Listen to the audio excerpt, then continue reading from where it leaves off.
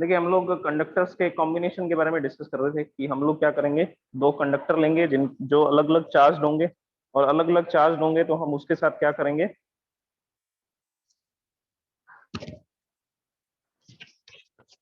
जो अलग अलग चार्ज कंडक्टर होंगे हम उनके साथ एक कॉपर वायर कनेक्ट करेंगे जिसके थ्रू चार्ज का क्या होगा, रीडिस्ट्रीब्यूशन होगा।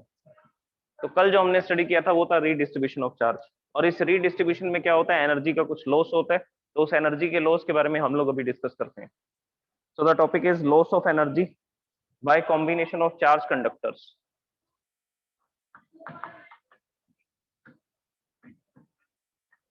Loss of energy by combination of charge conductors, by combination of charged conductors।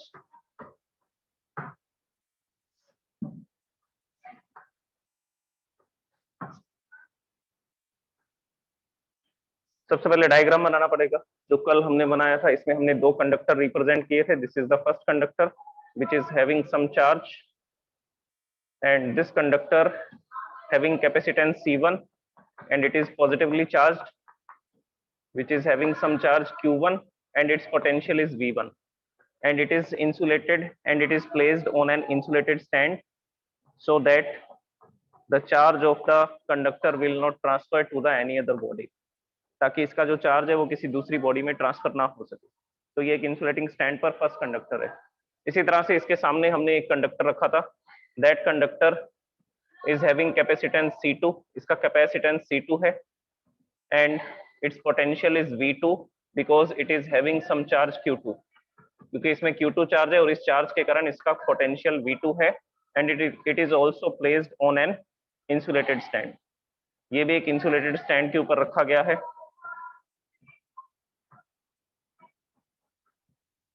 तो ये कौन सा केस है, ये फर्स्ट केस है, बिफोर कनेक्शन। बिफोर कनेक्शन ये कंडीशंस थी। आफ्टर कनेक्शन, आफ्टर कनेक्शन का डायग्राम देखिए क्या होगा। आफ्टर कनेक्शन के डायग्राम में क्या क्या सिचुएशन है। कैपेसिटेंस तो चेंज नहीं होगा, वो तो कांस्टेंट रहेगा जब तक इसकी रेडियस नहीं बदलेगी कंडक्टर की, and the charge will redistribute. जैसे ही हम वायर कनेक्ट करेंगे इसमें जो चार्ज होगा वो Q1 डैश होगा, यही लिखा था हमने, और इसका पोटेंशियल भी V हो जाएगा।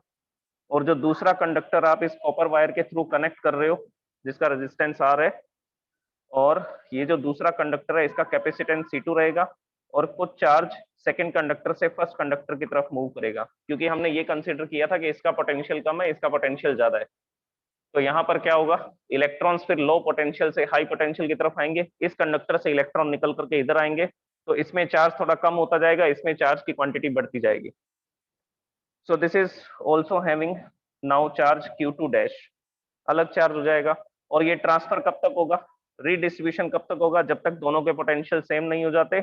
और इस पोटेंशियल को हमने क्या नाम दिया था, तो आंसर है इस पोटेंशियल को हमने नाम दिया था common potential. So this is the second condition. ये सेकंड कंडीशन है जब हमने दोनों कंडक्टर को कनेक्ट कर दिया with the help of A copper wire. अब ये कॉपर वायर लगाई या कोई भी वायर लगाई, उसका क्या होगा, कुछ ना कुछ रेजिस्टेंस होगा रूम टेम्परेचर पे। तो एनर्जी का क्या होने वाला है, लॉस होने वाला है।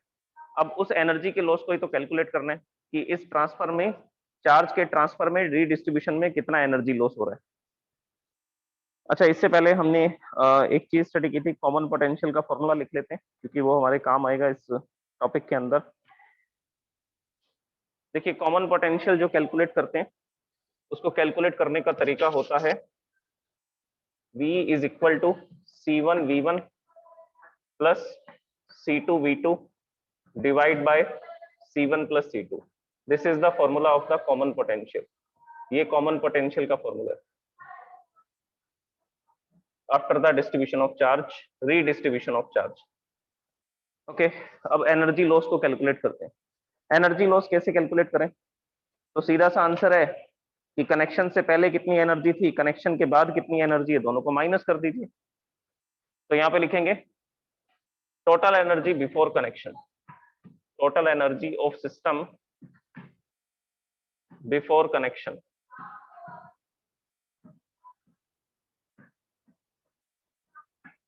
जनरल फॉर्मूला कौन सा लगाएंगे, हमारे पास एनर्जी के 3 फॉर्मूलाज थे, उसमें से हम लोग ये वाला फॉर्मूला यूज करेंगे, half CV square. This formula we are using. Total energy को हम लोग यू से लिख देते हैं, बिफोर कनेक्शन की जो एनर्जी है, मतलब इस कंडीशन की जो एनर्जी है। अब कैसे कैलकुलेट करोगे, हम बताएंगे इस कंडक्टर के अंदर कितनी एनर्जी है। इस कंडक्टर में एनर्जी है, फर्स्ट कंडक्टर में, इसका कंडक्टेंस है C1 और इसका पोटेंशियल है V1।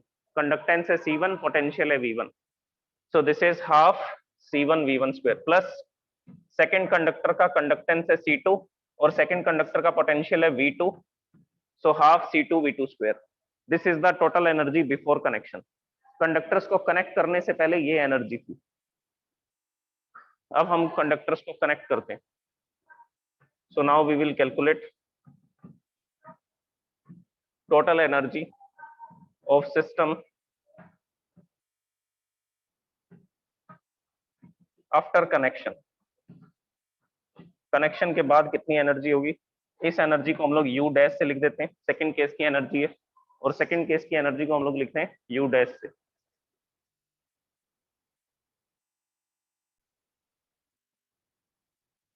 हाँ जी, आफ्टर कनेक्शन देखिए क्या एनर्जी होगी। आफ्टर कनेक्शन सिस्टम की जो एनर्जी है that will be written as the same formula, यही फॉर्मूला अप्लाई करना है आपको। So here the first conductor is having capacitance C1, but now it's potential is V, लेकिन कनेक्शन के बाद में इसका पोटेंशियल कितना हो चुका है, V हो चुका है, तो यहाँ V स्क्वायर आएगा plus half C2 V square, half C1 V square, this is the energy of the first conductor, and half C2 V square, this is the energy of the second conductor after connection। और दोनों को add कर देंगे तो क्या आ जाएगा, दोनों को ऐड करते ही हमें टोटल एनर्जी मिल जाएगी। अब इसमें से क्या क्या कॉमन आ रहा है उसको कॉमन लिखते हैं और इसको सॉल्व करते हैं U डैश।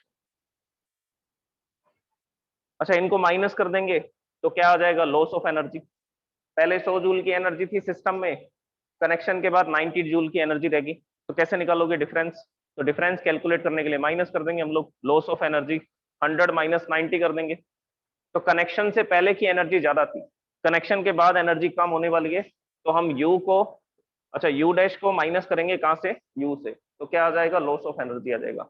लेकिन अभी इसको सिंप्लीफाई करते हैं, ये जो फॉर्मूला है पहले इसको सिंप्लीफाई करते हैं, सिंप्लीफाई करके आगे के स्टेप्स को कंटिन्यू करते हैं। चलिए इस एनर्जी को हम लोग यहाँ लिख करके रख देते हैं, क्योंकि अभी कुछ कैलकुलेशन करनी है, उस कैलकुलेशन को देखते हैं। जो U है वो कनेक्शन से पहले की एनर्जी है, this will be half C1 V1 square plus half C2 V2 square before connection energy. अब आफ्टर कनेक्शन एनर्जी का भी फॉर्मूला बनाना है, उस फॉर्मूला को बनाते हैं। अब देखो इसमें नेक्स्ट स्टेप क्या होगा, इसमें नेक्स्ट स्टेप ये होगा कि यहाँ से हाफ कॉमन आ रहा है और V स्क्वायर कॉमन आ रहा है, तो उसको कॉमन लिखते हैं। So this will be half C1 plus C2 and V square, half C1 plus C2 V square, और मैंने V की वैल्यू क्या बताई आपको, C1 V1 plus C2 V2 divide by C1 plus C2, तो ये वैल्यू इसमें पुट कर देंगे। So by putting the value of V, इस V की वैल्यू को पुट करते हैं और नेक्स्ट स्टेटमेंट लिखते हैं। So this is the energy after connection, ये आफ्टर कनेक्शन की एनर्जी की कैलकुलेशन चल रही है, तो इसमें लिखेंगे हाफ C1 प्लस C2 और V की वैल्यू पुट करेंगे, V की वैल्यू है C1 V1 plus C2 V2 divide by C1 plus C2 and whole square. Square करते हैं, इसका स्क्वायर करेंगे तो ये आ जाएगा half C1 plus C2, this will be, इसका स्क्वायर करोगे A square plus B square plus 2AB, C square C1 square V1 square plus C2 square V2 square. General calculation है, एल्जेब्रिक कैलकुलेशन है, ज्यादा टफ नहीं है।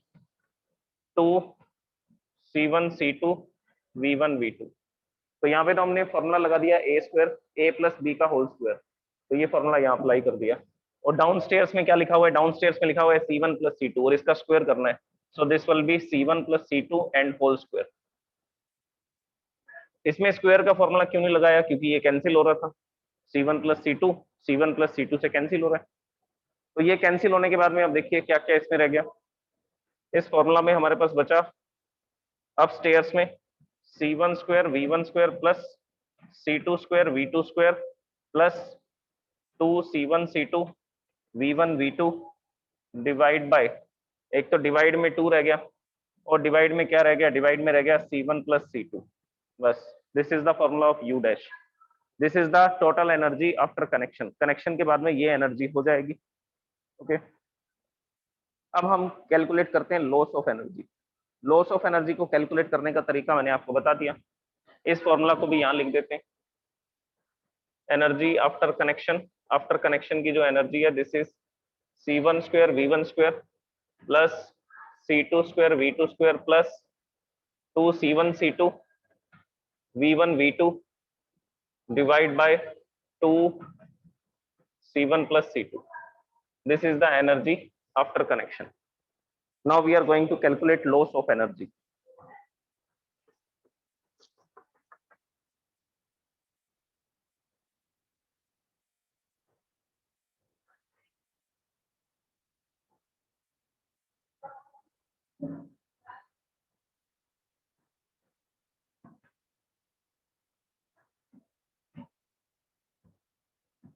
Loss of energy, loss of energy को delta U से लिख देते हैं। पहले एनर्जी यू थी, बाद में एनर्जी यू डैश होगी, दोनों को माइनस कर दीजिए, पता लग जाएगा कितना लॉस हुआ है। So here delta U is equal to, U की वैल्यू पुट करो। What is the value of you?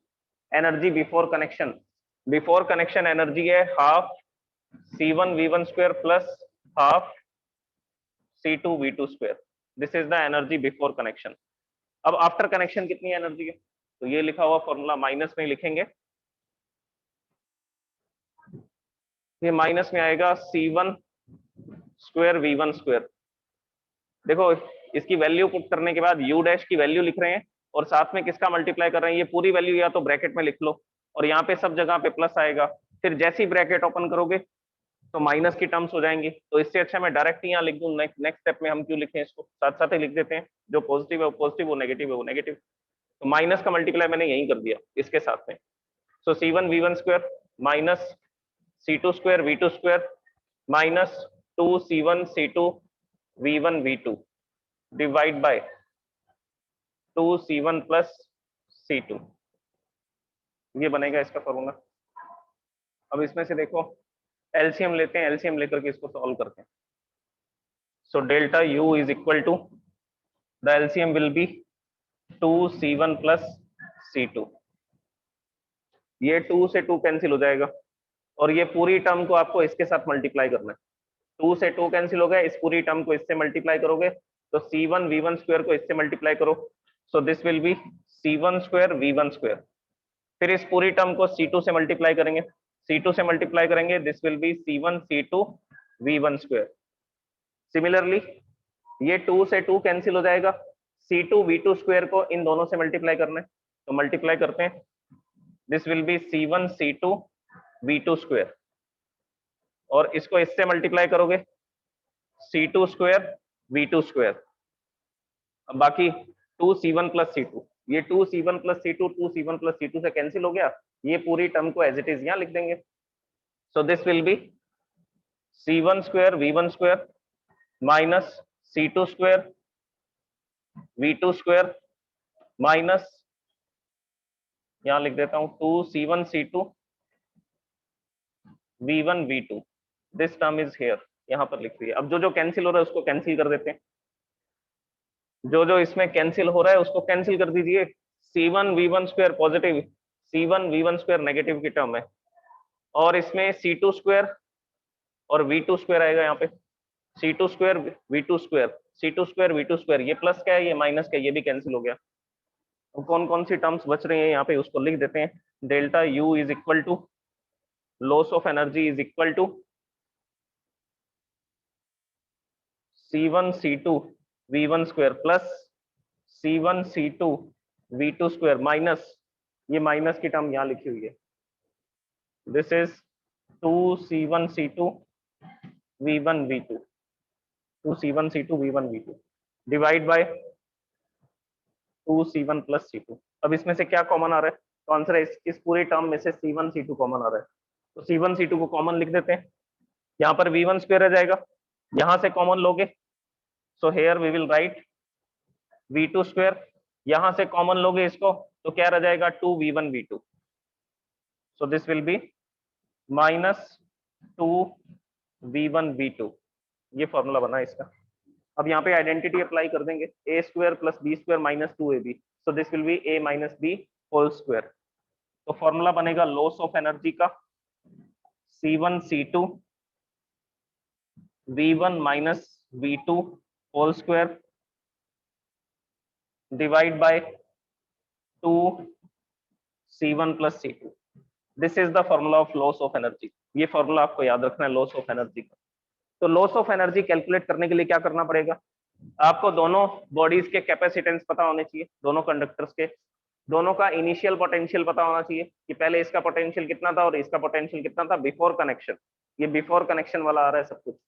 और C1 C2 फिर से क्या है, C1 C2 फिर से कैपेसिटेंस है, तो ये कैपेसिटेंस तो पता होने चाहिए आपको दोनों कंडक्टर्स के। तो ये फॉर्मूला में ये वैल्यूज पुट करके हम लोग क्या कैलकुलेट कर सकते हैं, लॉस ऑफ एनर्जी को कैलकुलेट कर सकते हैं। So this is the calculation of loss of energy. आसान है, ज्यादा टफ नहीं है। इसमें बस आपको ये पता करना है कि कनेक्शन से पहले कितनी एनर्जी थी, कनेक्शन के बाद कितनी एनर्जी थी, और कनेक्शन के बाद में जो एनर्जी आ रही थी उसमें V की वैल्यू आ रही थी, V आ रहा था, तो V की वैल्यू पुट करके हमने ये टर्म बना ली। फिर दोनों को माइनस कर दिया, माइनस करके सिंप्लीफाई किया और लास्ट में सॉल्यूशन बन गया। सो this is the loss of energy. अच्छा, अब इसमें कुछ इंपॉर्टेंट बातें डिस्कस करते हैं।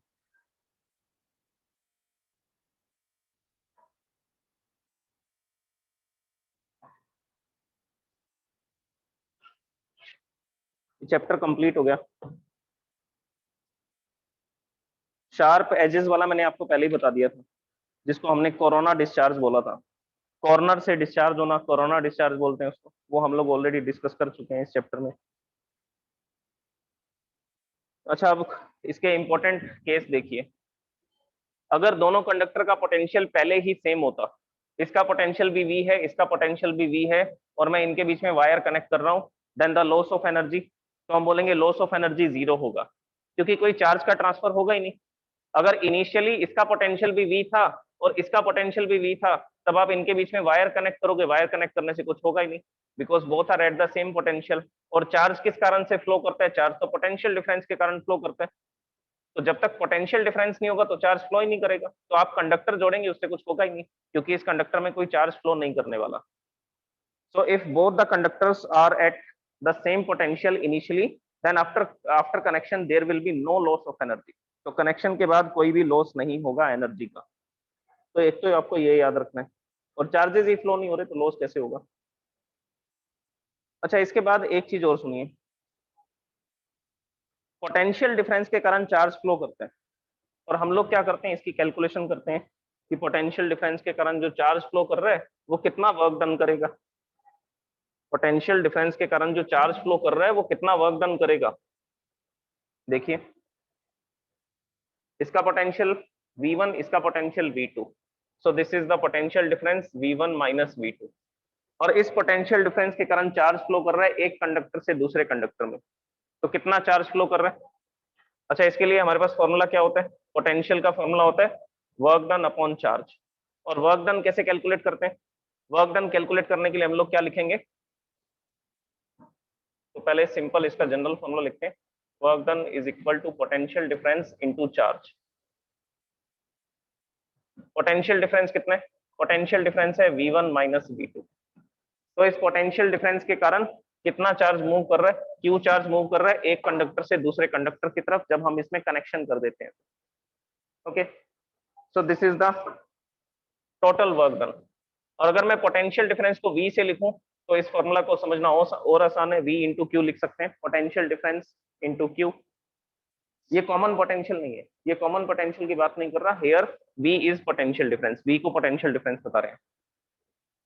और हमारे पास फॉर्मूला क्या होते हैं एनर्जी को कैलकुलेट करने के, हमारे पास एनर्जी को कैलकुलेट करने के फॉर्मूलाज क्या है। एक फॉर्मूला हमारे पास ये भी है, Q into V, half QV, this is the formula of the energy. तो वर्क डन तो Q इंटू वी हो रहा है, और एनर्जी कितनी स्टोर हो रही है, half QV। Total work done कितना हो रहा है, इसको आप ऐसा लिख लीजिए, Q इंटू वी लिख लेते हैं।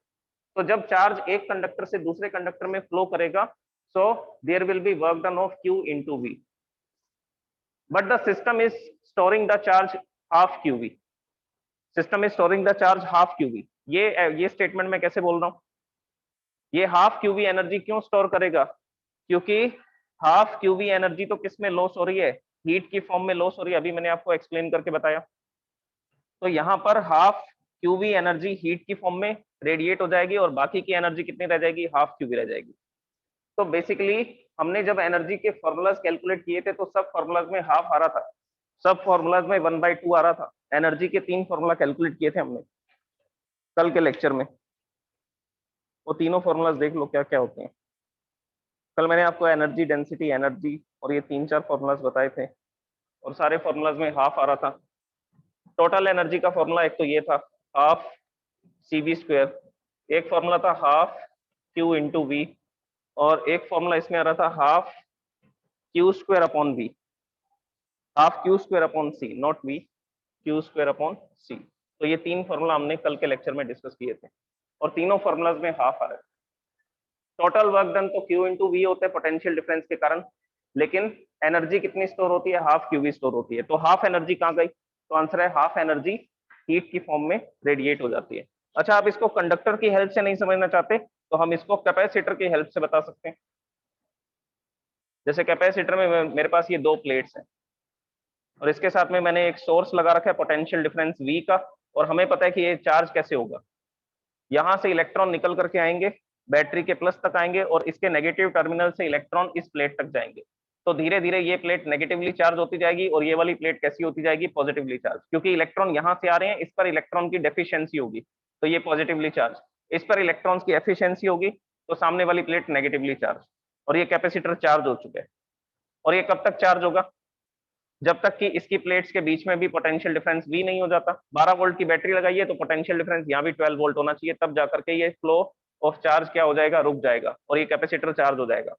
और हम बोल रहे हैं कि यहाँ पर जो एनर्जी स्टोर हो रही है वो हाफ QV स्टोर हो रही है। क्यों, क्योंकि इलेक्ट्रॉन इस फर्स्ट प्लेट से सेकंड प्लेट की तरफ चल करके जा रहा है इस कंडक्टर वायर के थ्रू, और जब वो ऐसा करेगा तो ये कंडक्टर वायर गर्म होंगी और ये किसका रेडिएशन करेंगी, ये हीट का रेडिएशन करेंगी। अब इस पूरे सिस्टम में हम फॉर्मूला क्या लगाते हैं कि चार्ज एक प्लेट से दूसरी प्लेट की तरफ जाएगा तो कितना वर्क डन करेगा, चार्ज इनटू पोटेंशियल डिफरेंस, इतना वर्क डन करेगा। लेकिन एनर्जी कितनी स्टोर हो रही है, हाफ QV। तो हाफ QV एनर्जी कहाँ गई, इसको चार्ज करने में सिर्फ हाफ QV एनर्जी स्टोर हो रही है, बाकी की हाफ QV एनर्जी कहाँ गई, तो आंसर है वो हीट की फॉर्म में रेडिएट हो गई। तो टोटल वर्क डन तो QV होता है एक कैपेसिटर को चार्ज करने में, लेकिन एनर्जी कितनी स्टोर होती है, हाफ QV। देखो इस टाइप के क्वेश्चन में सिमिलैरिटी आ रही है, सिमिलैरिटी क्या आ रही है, देखिए सबसे पहले ये 2 माइक्रोफैरेड 2 माइक्रोफैरेड ये किस में दिख रहे हैं, तो आंसर है ये सीरीज में है। इसका एक टर्मिनल दूसरी प्लेट के सेकंड टर्मिनल से कनेक्टेड है और ये दोनों इस पॉइंट के बीच में यहाँ पर कनेक्टेड है। So these 2 capacitors are in series, ये दोनों सीरीज में है। और सीरीज में क्या फॉर्मूला लगाते हैं, सीरीज में फॉर्मूला लगाते हैं, जैसे मान लो इनका जो कैपेसिटेंस है उसको हम लोग C' से लिखते हैं, तो 1/2 अगर सीरीज में होते हैं तो ये फॉर्मूला अप्लाई करेंगे 1/C1 + 1/C2। इसमें उल्टा होता है ना, रेजिस्टेंस वाले में सीरीज में R1 + R2 + R3 लिखते हैं, इसमें क्या लिखते हैं 1/C1 + 1/C2 + 1/C3 लिखते हैं। तो फॉर्मूलाज रिवर्स है, ये याद रखना, कैपेसिटेंस के और रेजिस्टेंस के। तो इसके सीरीज में ये फॉर्मूला अप्लाई करेंगे, एलसीएम आएगा 2, this will B 1 + 1, this will B 2/2, reciprocal करोगे C' कितना आ जाएगा, C' आ जाएगा 1 माइक्रोफैरेड। अब ये 1 माइक्रोफैरेड इस 1 माइक्रोफैरेड के साथ कैसा है, तो आंसर है पैरेलल में। अगर हम इन 2 कैपेसिटर्स को सॉल्व कर चुके हैं और इन 2 कैपेसिटर्स का जो रिजल्टेंट है वो कितना आ रहा है, वो आ रहा है 1 माइक्रोफैरेड। अगर 1 माइक्रोफैरेड आ रहा है, 1 माइक्रोफैरेड और 1 माइक्रोफैरेड किसमें आएंगे, पैरेलल आएंगे। अगर ये पैरेलल आएंगे तो इसका जो कैपेसिटेंस है उसको मैं C" से लिख रहा हूँ, इन दोनों का जो रिजल्टेंट आएगा, इसका रिजल्टेंट आएगा पैरेलल में है तो डायरेक्टली आपको ऐड करना है 1 microfarad 1 microfarad, this will B 2 microfarad. अब आपने इन दोनों को सॉल्व कर लिया, इन दोनों को सॉल्व किया तो ये दोनों एक ही कैपेसिटर के बराबर काम करते हैं, कितने के इक्विवेलेंट, 2 माइक्रोफैरेड के। अब देख लो जो हमने अभी सॉल्व किया था फिर से वही बन गया, ये 2 माइक्रोफैरेड सीरीज में आ रहा है और इसका जो रिजल्टेंट आएगा वो 1 आएगा, वो 1 इसके साथ पैरेलल में होगा, 1 + 1 कितना हो जाएगा, फिर से 2 हो जाएगा। फिर ये 2 माइक्रोफैरेड सीरीज में आएंगे, ये दोनों सीरीज को सॉल्व करोगे 1 आएगा, ये 1 इसके साथ पैरेलल में होगा, फिर से 1 + 1 ये कितना हो जाएगा, ये 2 हो जाएगा। तो कैसा लिखेंगे, एंड सो ऑन। सिमिलरली भी लिख सकते हैं, एंड सो ऑन, इसी तरह से आगे चलता जाएगा। तो हम लोग फाइनल रेजिस्टेंस की बात करते हैं ना, कि फाइनली अगर हम यहां तक पहुंच जाएंगे तो उस समय पर कैपेसिटेंस कितना हो जाएगा। देखो अब बस इसको लिखने की जरूरत नहीं है, डायग्राम में ही आप सोच सकते हो। 2 + 2 ये कितना हो जाएगा, ये हो जाएगा 1। तो इन दोनों का जो रिजल्टेंट आएगा 1/2 1/2, इसको सॉल्व करेंगे, ये 1 माइक्रोफेरेड आएगा। ये 1 माइक्रोफेरेड पैरेलल में आपको डायरेक्टली ऐड करना है। 1 + 1 ये कितना हो जाएगा, दिस विल बी 2, और ये 2 और 2 फिर से ये सीरीज में आ रहे हैं। इन दोनों को आप सॉल्व करोगे तो इन दोनों का जो रिजल्टेंट आएगा, दैट रिजल्टेंट इज 1 माइक्रोफेरेड। और ये 1 माइक्रोफेरेड दोनों सीरीज में है। अगर दोनों पैरेलल में है तो डायरेक्टली ऐड करना है। डायरेक्टली ऐड करोगे तो ये 1 + 1 कितना हो जाएगा, ये 2 हो जाएगा। अब फाइनली क्या सर्किट आ रहा है जिसमें ये 2 माइक्रोफेरेड सीरीज में आ रहे हैं, और सीरीज में आ रहे हैं तो नेट हमें पता है कैसे निकालेंगे। 1/2 इसको सॉल्व करोगे, दिस विल बी 2/2, रेसिप्रोकल करेंगे, C net is equal to 1 microfarad. तो ये पूरा का पूरा सर्किट कितने माइक्रोफेरेड के इक्विवेलेंट काम करता है, तो आंसर है 1 माइक्रोफेरेड के इक्विवेलेंट वर्क करता है ये पूरा सिस्टम। तो इस तरह से हम लोग कैलकुलेट कर सकते हैं इसको। अब एक क्वेश्चन मैं आपको दे रहा हूँ, वो क्वेश्चन आप सॉल्व करके बताएंगे। रेजिस्टेंस में ऑलरेडी आप पढ़ चुके हैं कि इनफाइनाइट सीरीज को कैसे सॉल्व किया जाता है, तो वो इनफाइनाइट सीरीज यहाँ पर भी आएगी कैपेसिटर में।